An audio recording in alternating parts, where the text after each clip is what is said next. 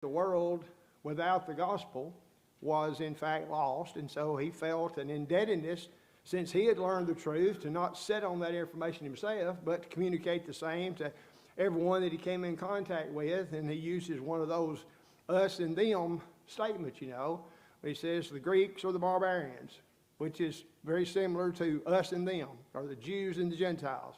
That's everybody. And so everybody needs to hear the gospel, and we have an obligation to the best of our ability to take every opportunity to take the gospel to them, and he did. And then he begins talking about how that, and this is specifically in reference to the Gentile world, he says, notice number 21, how can it be said, because it is said by Paul right here, how can it be said that God has shown things of his invisible nature to man? How can you show something that's invisible that will allow somebody to see it? Do what? By the visible. Now here's the idea is your mind, which you can't see it, but it does have the capacity to draw conclusions. And the mind draws conclusions based upon what it sees. We call that evidence, as to there has to be something to explain how that we are here presently. And of course there's all types of wrong answers to that question, but there's really only one right answer to that question. And that, of course, is what Paul is referring to here. The invisible things of God can be seen, understood by the things which are made. Where did the made things come from? Did they just happen?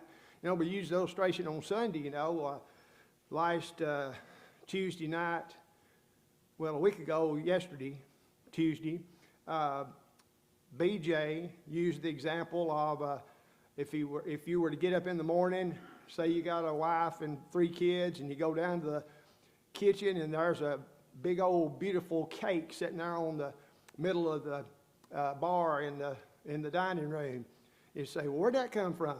And everybody starts looking at each other, and then the daddy starts explaining that there was in fact an earthquake that shook everything out of the cabinets, and it all ended up falling together and ended up somehow getting into an open oven. And then amazingly there was a big bang, and all of a sudden somehow it got icing put on it after it got through cooking itself. You'd want to put somebody in the loony bin for having a concept such as that. And yet that's exactly what we're supposed to believe relative to the existence of this universe, that it just happened by blind chance. And everything just fell in place so remarkably well that here we are able to think about it and talk about it and be thankful for the big bang or whatever it was that supposedly started it all. Of course, big bang of what? What was there to bang from? You see, if there ever was a time in which there was absolutely nothing, there would still be absolutely nothing here. But of course, the easy way to explain it, at least the way that the evolutionist explains it, is that if you've got enough time, the impossible can happen. And just think how scientific that is. Given enough time, the impossible can happen. No, that doesn't make any sense at all. What's scientific about that? Nothing. Nothing at all is scientific about that. You can't have something from nothing unless there is a cause behind everything that exists, and of course that cause obviously is God. So here he's talking about the eternal power that God possesses in order to be able to bring into existence the created universe, and the fact that he is God, the Godhead. One would have to be God in order to bring about what we see all around us. And the simple point from like Hebrews chapter 3 at verse 4, every house is builded by some man, but he that built all things is God. Nobody would think, if you went past a house, and I have the tendency to see houses that I didn't realize were there, and then Tammy tells me that's been there 10 years, you just weren't paying no attention. Well, I never have said, man, isn't it amazing how that house just got there? No, somebody had to plan Somebody had to put forth a little bit of effort, maybe some money, in order to be a house there. It didn't just happen. It's a testimony that somebody designed, followed a floor plan, and built a house which says there is a house maker. Well, who created the universe? Did it just happen, or is there a universe maker? Well, of course, that's the answer. In the beginning, God created the heavens and the earth. He spoke the universe into existence, and what Paul is saying here is that the Gentiles, as heathen as they were, and as they had rejected that evidence, they were in a position, and I'm fixing to answer the next question, so I'll hush. Number 22. Well, I just answered that too. What two things of God's invisible nature are clearly seen in creation? His eternal power and his Godhead. Okay? And that means you've got to have a cause for when you've got an effect such as this universe. And that speaks to the power of God. Number 23. By just considering the revelation of God in nature, in other words, we're not taking into consideration in this question because Paul's not doing it as of yet. If you just take into consideration the revelation of God in nature, not the inspired word, not Jesus Christ, but if you just take the revelation of God in nature, man's rejection of that evidence is without what? Excuse. There is no excuse. Think about this. And I just was pondering this, reading some of the material to support some of this material here.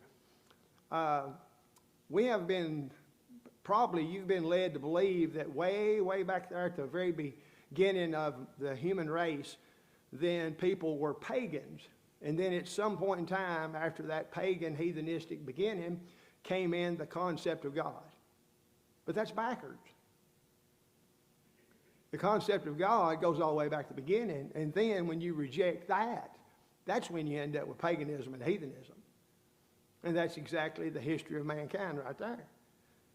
Mankind fell from an understanding and acceptance of God's existence, and thus his imagination ran wild, and that's why we see so much travesty existing throughout the Old Testament, without excuse. So if it's the case that in the first century, the Apostle Paul could say that the world that would be categorized as a Gentile world, separate apart from the Jewish world, if they were without excuse because they could know better, then does that still apply today? Sure. Well, of course it does. Still applies today. Just as surely as anything could. If you have the chance to go back and listen to the lesson that Kyle Butt preached last night over at North Hamilton, then you need to do it because it was about canceling the truth. And of course, many of the things he said, I've said, and others have said thousands and thousands of times. But the fact is, the truth remains the truth, whether anybody wants it to be the truth or not. And he began with a little illustration. And the illustration was, he told everybody to close their eyes for just a few seconds. And he said, all right, everybody's got your eyes closed now. Point north. All right? And they said, everybody open your eyes and keep your hand pointed. Well, of course, people was pointing every which way, you know. Well, his point was, it doesn't matter what you think about where north is. There's only one north. You could have been pointing south, or you're going to say, well, I'm convinced it's the other way. I'm not going to go along with the compass on that one. That don't make any sense. Would you want to do business with somebody like that? Well, of course not. Would you put your money in a bank where people reason like that? Would you go to a doctor who had no more sense than that? Obviously not. So the truth is the truth, even if everybody in the whole world denies it. It's not going to change the truth. And the truth of God's existence fits into that same category. People say, well, I don't.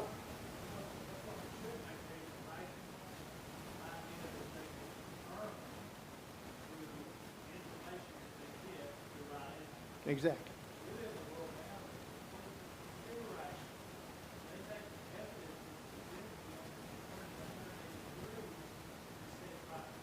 Exactly.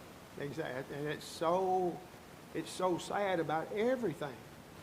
All they can do is shout.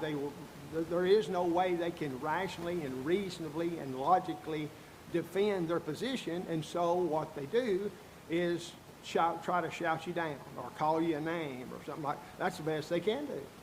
They can't defend the foolishness they're promoting as if it's the truth. Can't do it. You cannot defend the foolishness that is supposedly to be the way we're supposed to think about things today. And sadly, that's exactly what we find ourselves having to deal with. And if it has to do, and one of the points that he made here, that Kyle made last night too, was that all Satan wants you to do is just tweak the truth just a little bit. You know, just deny one little aspect of the truth. And of course, we have the example in Genesis chapter 3 where the serpent said, "You will not surely die."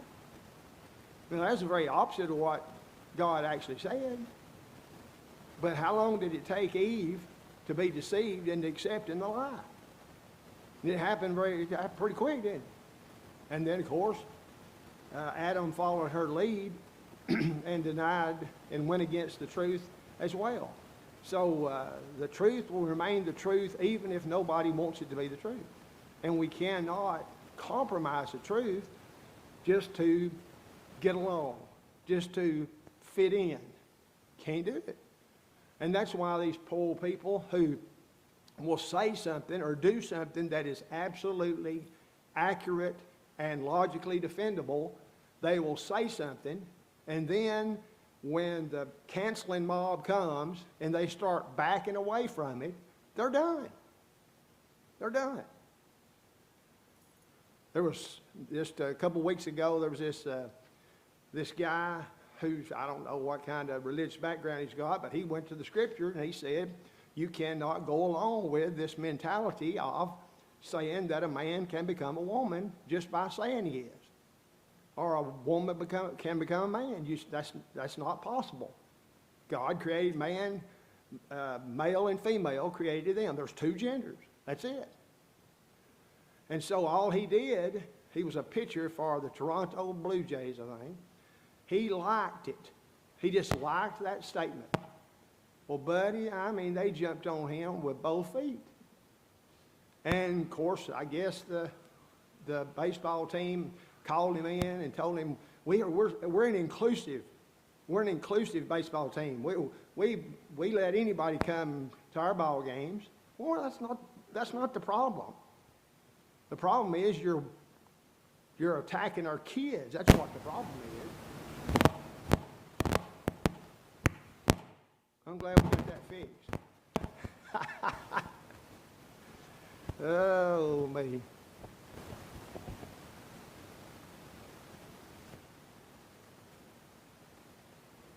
Maybe.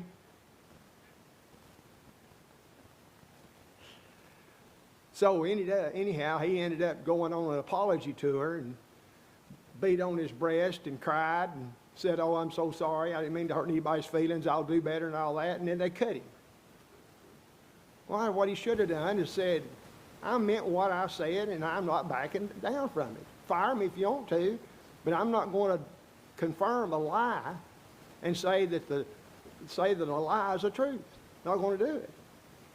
Now, it's hard sometimes, and it'd be very, very difficult if that's your only means of income, is throwing a ball, and now you can't throw a ball no more because you actually stood up for the truth. But there'll be consequences for failing to do that too, sadly. All right. Number 24.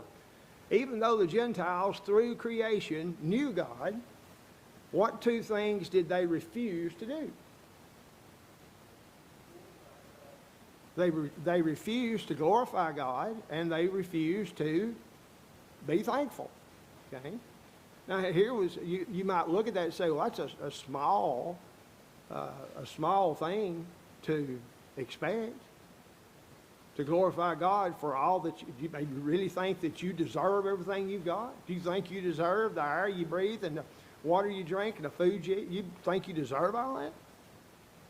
So you at least should be thankful and glorify God the best of your ability with everything He's blessed you with, life and everything else.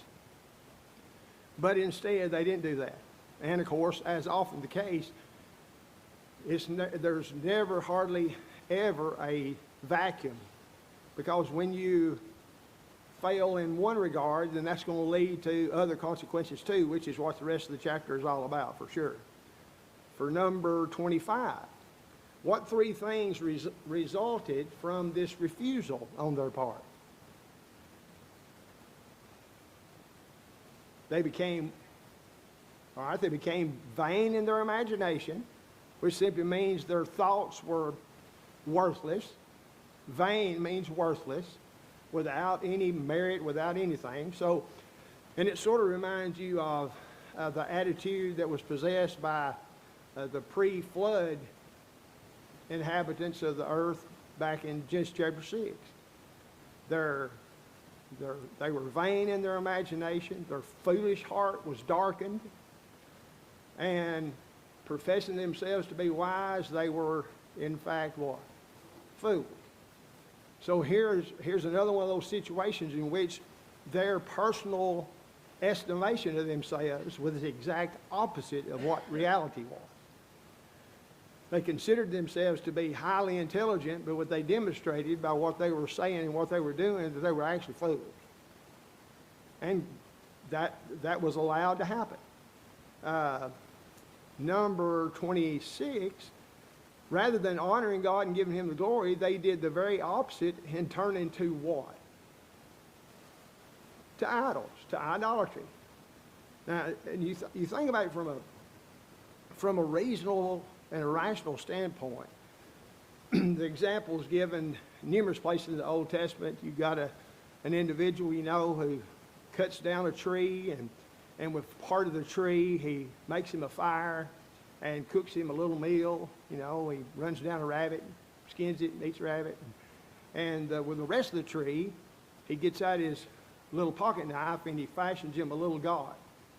And he takes that little god and he carves him out some pretty little eyes and maybe a couple of little ears and a little nose, a little mouth, and he sets that piece of wood that he's fashioned with his own hands, he sets that on a stump and he bows down to it and prays to it. Now, that makes real good sense, don't it? You see, that piece of wood wouldn't look like anything except that he has fashioned it with his own hands. That's an amazing God. You can create your own little God like that. And the question is asked, when you ask that little old God, if you petition that little old God for your blessings, does he hear? Well, of course not. He's a chunk of wood. Can he see what you need? Well, obviously not. You may have drawn some pretty little eyes on him, but it's still just a chunk of wood. So it doesn't make any sense to engage in idolatry. And the idolatry that here he speaks of is the idolatry of worshiping what God has created instead of the Creator who created those things. What sense does that make? It don't make any sense at all. And yet that's exactly what people have the tendency to do. Worship the creation instead of the Creator. And that's the history of mankind right there. Number 27, what does it mean, do you think, that Paul says God gave them up? How is it that God can give people up? Right? He allows them to do, the only thing that's left for them to do is what they want to do. He doesn't interfere with their free moral agency. If they want to be foolish, he lets them be foolish. If they want to fly in the face of all the evidence that's available, then they can. And that's exactly what people do. They end up doing just exactly what they want to do, even if it's the worst thing they could possibly do for themselves and for those that they have an influence with. Number 28, to reject the truth is to accept what? All right, the thing is here, if it's not the truth, the only thing that's left is the false. And so if a person turns his back on the truth, there's nowhere else to turn but to that which is the opposite of the truth. And the opposite of the truth is the false. And so you have, their minds are described here as being reprobate. Their judgment is all out of whack. They can't make decisions that are in accordance with good sense. And obviously what God has blessed them with the ability to decide. And so they become entangled in all types of ungodly activities. And of course, if that doesn't call to mind what we're having to deal with now in society in the United States of America, then I don't know what would. Just the other day I heard there was this guy talking to a guy from England. And the guy from England said, I want you to know that we've got a whole day that they're now setting aside as a gay pride day. And of course the Americans said, well, ain't nothing, we got a whole month. And then we got another whole month later on in the year of all the historical great figures who were involved in this type of sexual deviancy. And he said, you got to be kidding. I mean, he couldn't believe it. Well, it is sort of hard to believe. But yet it is, in fact, a reality in a idolatrous, crazed world in which we live. Number 29. The sins of which they were guilty is typical of whom? All right. And the idea being, you know, if you're rejecting the truth, then you're going to end up adapting to those things that are contrary to the truth. Whether it be sexual deviancy, whether it be all the list that he's going to end up compounding here, having to do with interpersonal relationships, with family values, all those things, they will be rejected by the people who are refusing to retain any semblance of acceptance of the God of heaven who created this world. And so they'll accept lies. And you simply cannot go along with lies. You just can't do it. There was a fella that I heard about that refused to. He told, there was a student in his classroom, I think this was a 7th grade classroom, and this guy had changed his name to a female name, and he said he was actually a girl, and told the teacher had to honor his pronouns, okay, or her pronouns. And he said, I'll call you by that name, but I'm not going to call you a her, because you're not a her. Well, of course, he got fired. I mean, for him to have said, okay, just this one time I'm going to go along with it, well, he's done. He's done. If you call a boy a girl, then you're lying. And there ain't nobody can make you lie. All the pressure in the world should not cause anybody to simply throw their dignity out the window in order to get along with somebody. I'm not going to lie. Now, right now, what's going on in Canada, I mean, it's ridiculous. And there's a bill right now in trying to be passed in California that if parents do not aid and abet their confused children, then the children will be taken away from their parents and they'll become wards of the state. That's not Canada. That's the United States of America. So if you fail to call your little boy a she, if he says he's a she, then they'll take the kids away from you.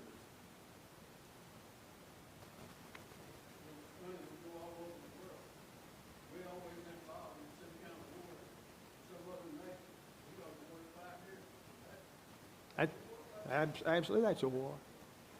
And if you'll just notice, too, how increasingly just this whole trans homosexual deviant concept is being forced around the world. Like one of the reasons now that we're supposed to be so gung-ho about Ukraine is because they're more open to transgenders than the most sorry Russians are. Give me a break. They're against transgenderism and homosexuality in Russia. And so they obviously are so far behind the times, we need to do everything we can to fight against Russia and support the Ukraine. Now, if that makes sense, it don't. There's no way you can reasonably and rationally justify such a statement as that. But yet that's what's being promoted.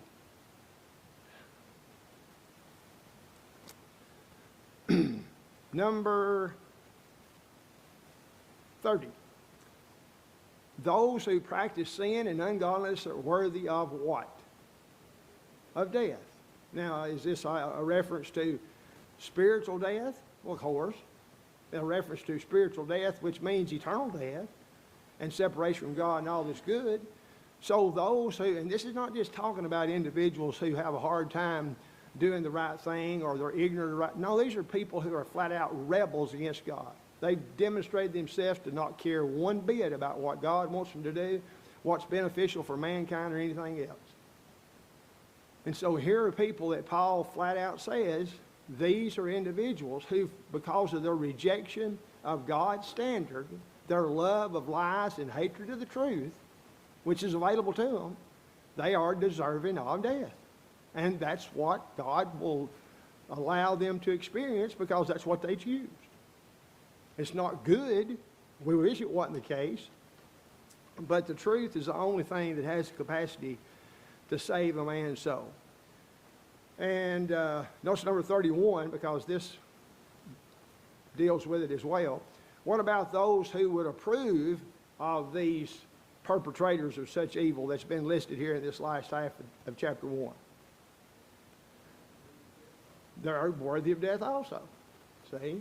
So it's not enough, it never has been, just to not actively engage in this ungodly activity yourself. If you're aiding and abetting, if you are by your silence promoting, then you're just as bad.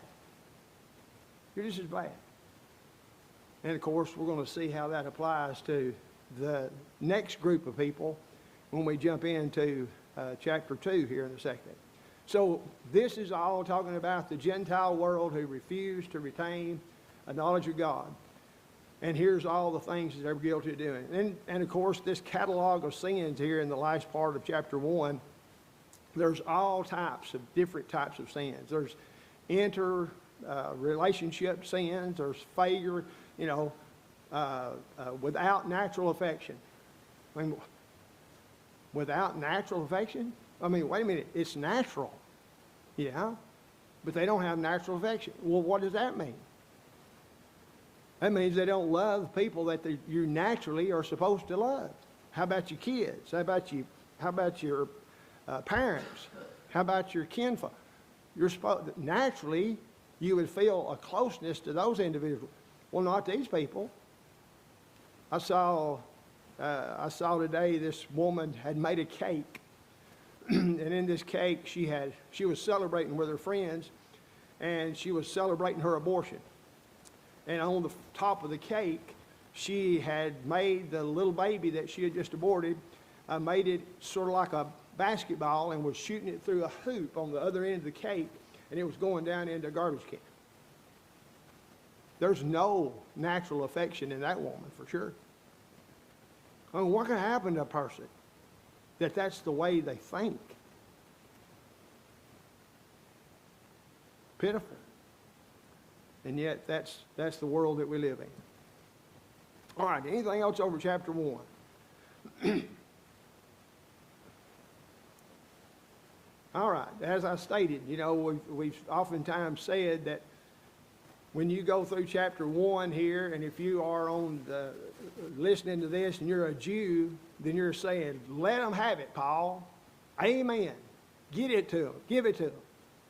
And then lo and behold, Paul keeps on going in chapter 2. Number 1, Paul refers to some as inexcusable. Why?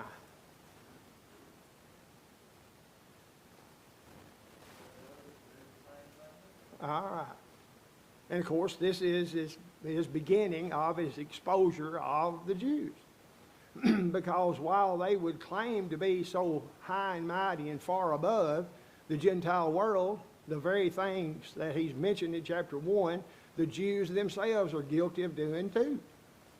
They might say, well, we'll teach you better than that, but at the same time, they're participating in the same type of stuff. Number 2, is Paul condemning the practice of judging? No, he's not. But he is condemning what type of judging? Which is exactly the same type of judging he's condemning in Matthew chapter 7. Hypocritical judging. You know, when you're condemning in somebody else what you're guilty of doing, you're a hypocrite. You need to get your own house in order before you start taking apart somebody else's house for doing the exact same thing you're doing. And that's exactly what the Gentiles were guilty of doing.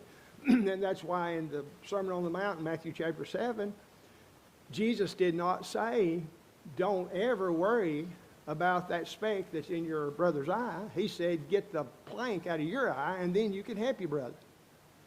But you can't help your brother if you've got a 2x4 sticking out of your head. You can't even get close to it. So the principle obviously is judge not according to appearance, but judge righteous judgment. Number 3, Paul rhetorically asked if the Jews were despising what?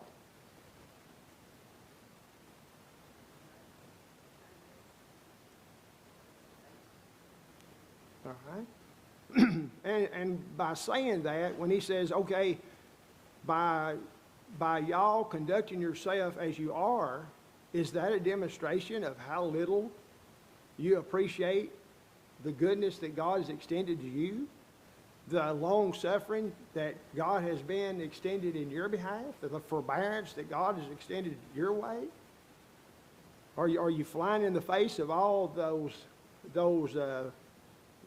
that patience that God has had with them? You know? And it... Do what? Absolutely. Absolutely. And trying to excuse their sin while condemning others is just a reflection of how little they appreciated what God had provided for them too. I mean, they were blessed for sure. But along with that special blessing to the Jews were committed the oracles of God, obviously. Along with that special benefit came greater responsibility, which is the way it always works, you know. For what a person is given the ability to do, then he has obligation to the best of his ability to do what he has the ability to do. And if a person doesn't have a whole lot of ability, well, God understands that.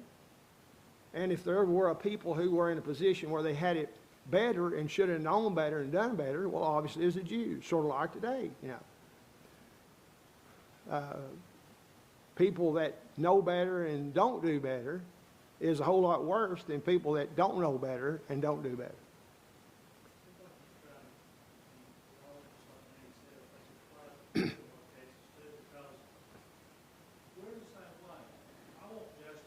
Yeah. I want what's right to be done. I want people who are guilty not to get away with it. Yeah. But then sometimes I think, look at me.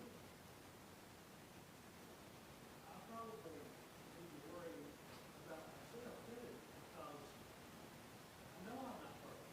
Absolutely. I know I've got all these issues. God sees that too. Okay? Yeah. It's like you talked to these Jews here. So the deal is, I don't need to be so impatient and so critical that I lose my own righteousness or my own, relationship with God. Yeah.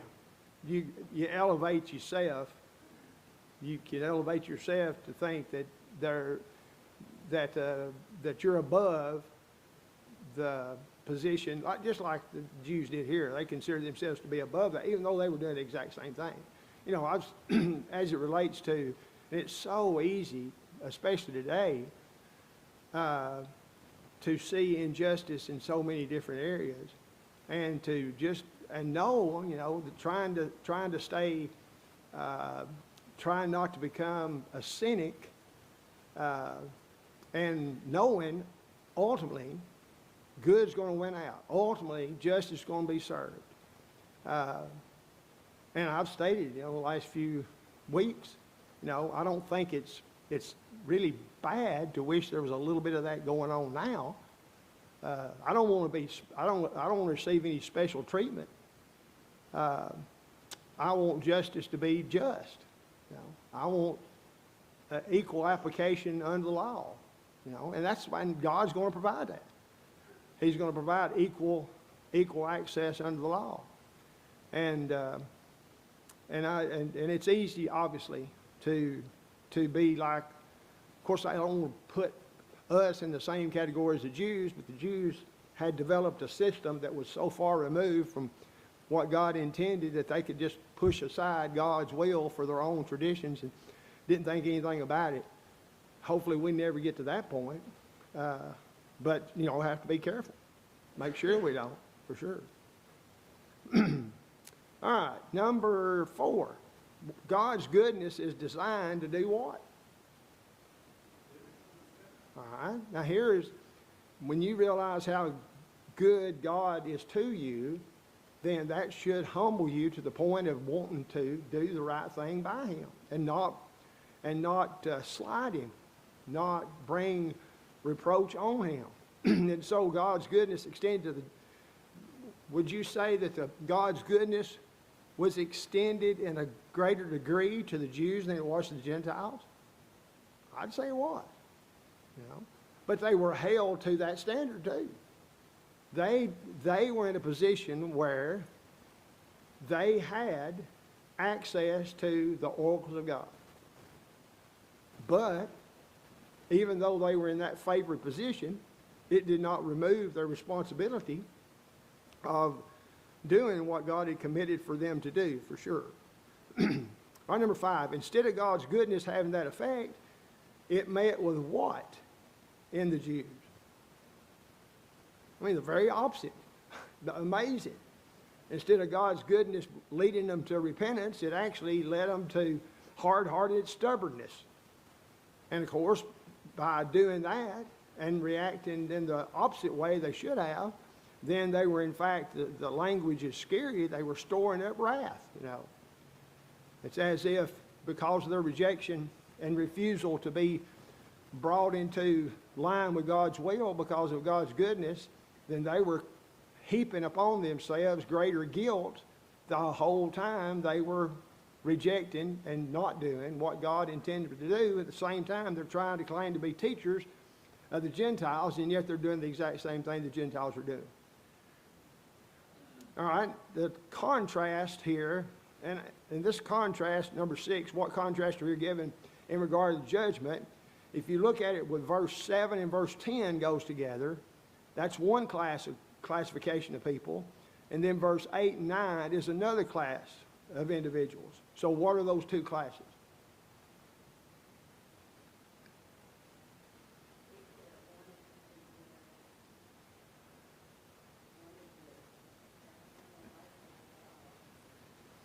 All right.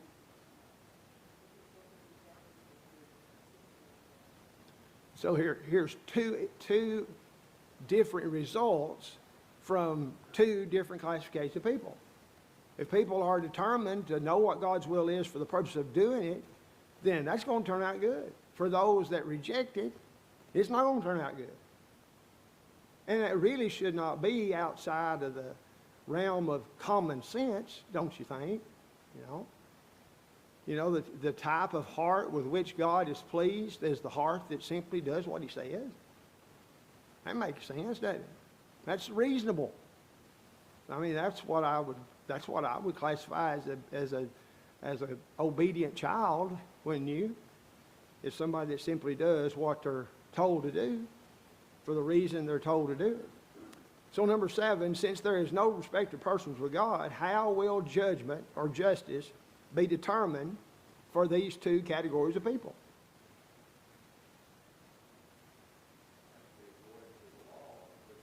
Exactly. It'll have to be based upon the law to which they are accountable. And that's fair. That's only proper. And so God is going to hold people accountable to which means, obviously, he's not going to hold anybody accountable to the law they've never lived under, you know. It's like we use the example sometimes trying to teach Seventh-day Adventists or people who think the Sabbath day is still operative as a requirement, that when God sent Jonah to Nineveh, his message was not, you people ain't been observing the Sabbath day to keep it holy. No, he didn't say that, because they never were required to remember the Sabbath day to keep it holy. But yet they were going to be destroyed for their wickedness in violating the law that God held them accountable to. Now, while that particular law is not spelled out in detail, because the emphasis obviously is on the people of God, the Jews, then the law that they were held accountable to is the law by which they'll be judged, which is exactly what Paul is saying right here. No.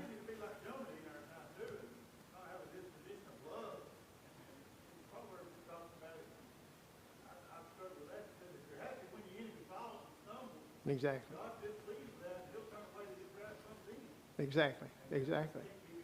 And see, and you know, most time that kids hear the story of Jonah and the whale and all that, they're not told, we don't tell them, like we should, that the reason why Jonah went in the opposite direction was not because he was scared that they would kill him. He went in the opposite direction because he was afraid that if he told them what they needed to do, they'd do it and they wouldn't be destroyed. Now that's pretty sad. What kind of preacher is that? You know, it's like, say, if you don't obey the gospel, you're going to hell, and I'm glad for it. Well, I mean, that's not the right attitude. Well, you have to obey the gospel. You're not glad that people reject the gospel and end up lost, obviously. Well, I heard the ding-dong bell there. So we'll have to pick up. Boy, it didn't seem like we didn't have as much time tonight for some reason.